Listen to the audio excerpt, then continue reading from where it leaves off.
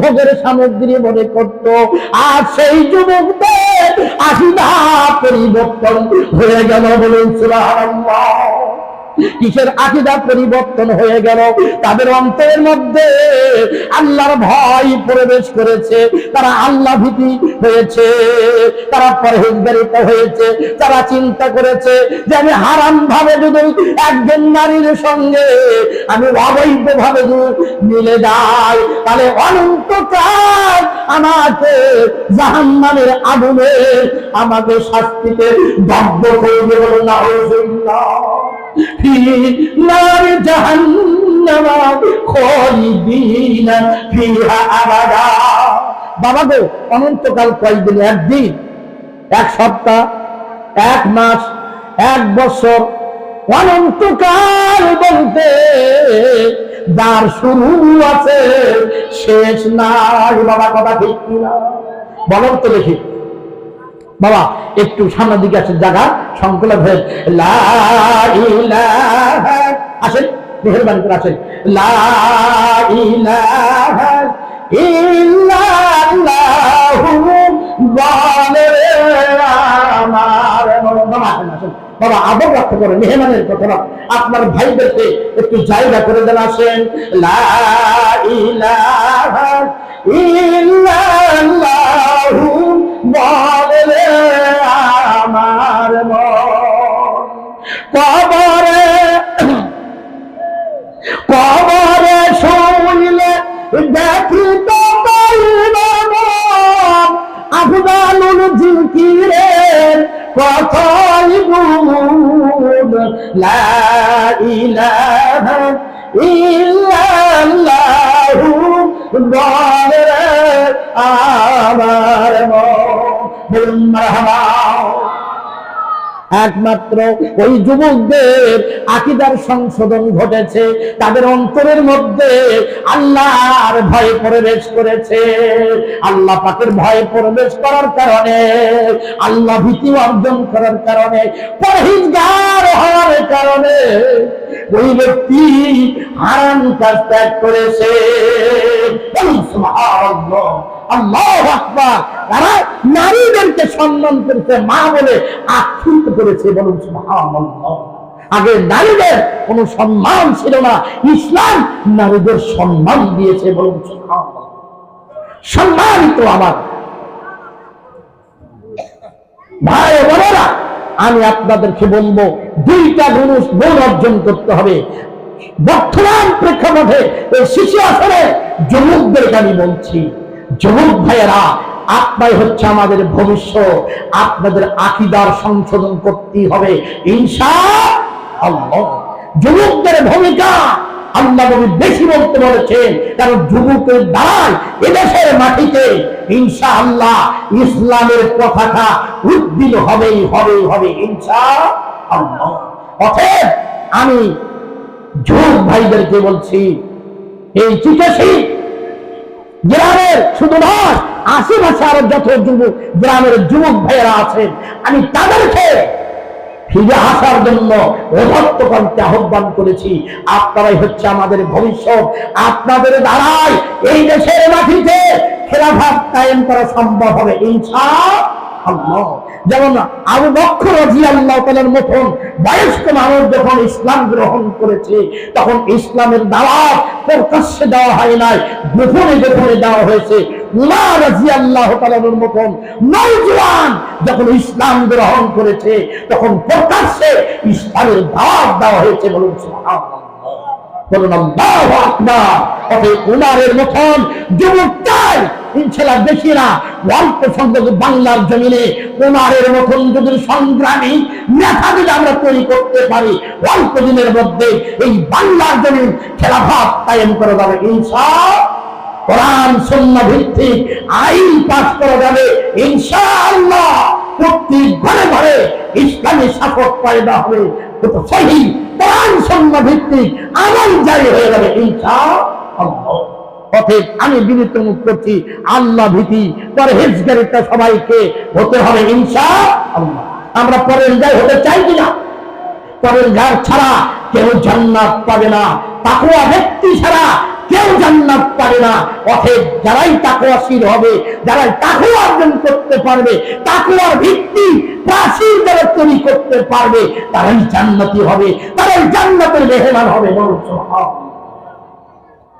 অতএব দুইটা গুণ অর্জন করতে হবে, ফাকালা তাকওয়াল্লাহি ওয়া হুসনুল খুলুক। এই দুইটা গুণাগুণ প্রত্যেকটা ব্যক্তিকে অর্জন করতে হবে ইনশাআল্লাহ।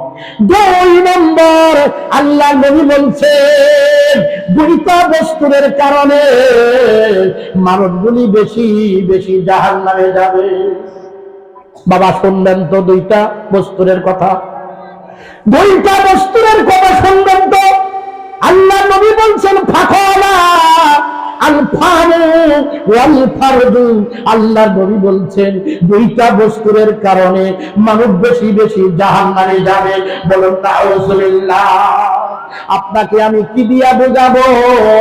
সম্মানিত ভাইয়েরা, আমার মা বোনেরা, আপনারা তাক লাগিয়ে শোনেন। বর্তমান সিচুয়েশনে এই দুইটা বস্তুর কারণে মানুষগুলি জাহান্নামে যাবে। এক নম্বর, 200 এর মধ্যে ছোট বস্তু আপনার আমার জিহ্বা। যখন কথা বলে, মিথ্যা কথা বলে, ওয়াদা দিয়ে ওয়াদা খিলাফ করে, আমানতের খেয়ানত করে, কথায় কথায় মিথ্যা বলে। আল্লাহ নবী বলছেন মুনাফিকরা আলামত তিনটি, ইযা হাদাসা কাযাবা। যখন কথা বলে তখন মিথ্যা কথা বলে। ওয়া ইযা আখলাফা, যখন ওয়াদা করে তখন ওয়াদা ভঙ্গ করে। ওয়া ইযা উতিমিনা খানা, আর তার কাছে যখন আমানত রাখা হয়, আমানত রাখলে খেয়ানত করে। এটা হচ্ছে মুনাফিকের স্বভাব। তাই কি অন্য বর্ণনায় বলা আছে 4টি। একটি যোগ করা আছে যে ঝগড়া লাগলে ফাইসা কথা বলে, আছে কিনা? নামাজও পড়ে ফাইসা কথা বলে, কথা ঠিক কিনা? পড়ে না নামাজ কালাম, কি করে দিব সালাম? বলে কথা ঠিক কিনা? পড়ে না নামাজ কালাম, কি করে দিব সালাম? এ দুহাই লাগে নামাজ পড়ো,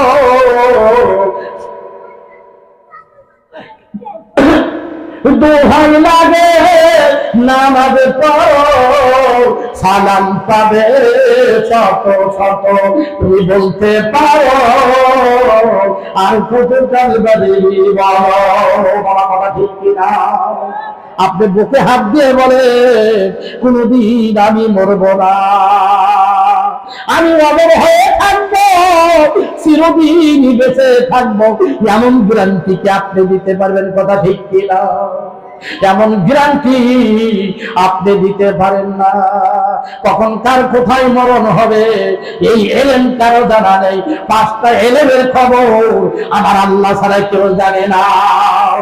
সুবহানাল্লাহ। আমার আল্লাহ 5টা এলেম হাত বলেছেন, 5টা এলেমের মধ্যে বলেছেন কখন আপনার মৃত্যু হবে, কোন তারিখে হবে, কথা আপনার কয়টা সময়, কয় সেকেন্ড, কয় মিনিটের সময় আপনার মৃত্যু হবে, কোন জমিনে হবে মৃত্যু, কোন জমিনে আপনার আমার কবর হবে, আমরা কেউ বলতে পারবো না। বাবা কথা ঠিক কিনা? এই জন্য মরণের জন্য রেডি হতে হবে বাবা, তৈরি হতে হবে।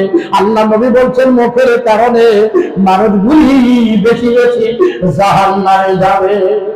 তার আরেকটি কারণ হচ্ছে মানুষ বেশি বেশি মানুষের বদনাম করে। চার তলে বসলি দেখবেন মানুষের বদনাম করে। বাবা ঠিক কিনা?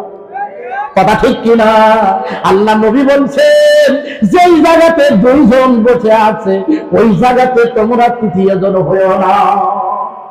কারণ 4 তলে দেখলেন 2 জন কথা বলতেছে, 1 জন 2 জন বলতে করতে করতে আরো অনেকগুলি হয়ে যায়। যাই দেখতেছেন 2 জনের মধ্যে দেখা যাচ্ছে 1 জন ব্যক্তির বদনাম করতেছে আর 2 জন বলতেছে ঠিক বলেছেন, ঠিক বলেছেন। আল্লাহ নবী বলছেন ওই ব্যক্তিদের অতীতের আমলগুলো ধ্বংস হয়ে গেল। বলুন নাউযুবিল্লাহ। এরা জাহান্নামে। কেন জাহান্নামে? আল্লাহ নবী একটা কথা আরেকটা আছে, আমি করবো কি কথাই কথা বারে নাচলে ভরে দি, এক কথা বলতে আর কথা আমি করবো কে? আল্লাহ নবী বলছে, মদিনা রাস্তা দিয়ে আল্লাহ নবী হেঁটে যাচ্ছে, দেখতেছেন পাশে দুইটা কবর, এই কবরে শাস্তি হচ্ছে, কবর দুটাতে শাস্তি হচ্ছে। আল্লাহ নবী সাহাবীদেরকে বললেন, সাহাবীরা তোমরা কি জানো, তোমরা কি চেনো এই দুইটা কবরবাসীদেরকে চেনো? সাহাবীরা বললেন না হে আল্লাহ নবী আমরা চিনি। আল্লাহ নবী বলছেন এই দুইটা কবরে শাস্তি হচ্ছে, আযাব হচ্ছে। আল্লাহ নবী বললেন এই যে দেখো, এই যে খেজুর গাছ দেখা যাচ্ছে, এই খেজুর গাছ থেকে তোমরা একটা ডাল ভাঙে নিয়ে আসো। একটা ডাল ভেঙে নিয়েছে, ডালটাকে দুই অংশ করে দুই কবরের পাশে গেড়ে দাও। সাহাবীরা বললেন হে আল্লাহ নবী এতে ফল কি হবে? আল্লাহ নবী বললেন এই খেজুরের ডাল যতদিন তাজা থাকবে এতদিন কবরের আযাব হালকা হবে। সুবহানাল্লাহ। আল্লাহ নবী কবরের আযাব দেখে খেজুরের ডাল দিয়েছে, আর আমরা খেজুরের ডাল গাড়ি কেন বলে তো দেখি না, দেখে কথা ঠিক কিনা? কবরের আযাব দেখে আল্লাহ রাসূল খেজুরের ডাল দেখতে বলেছে। এই খেজুরের ডাল যতদিন তাজা থাকবে এতদিন কবরের আযাব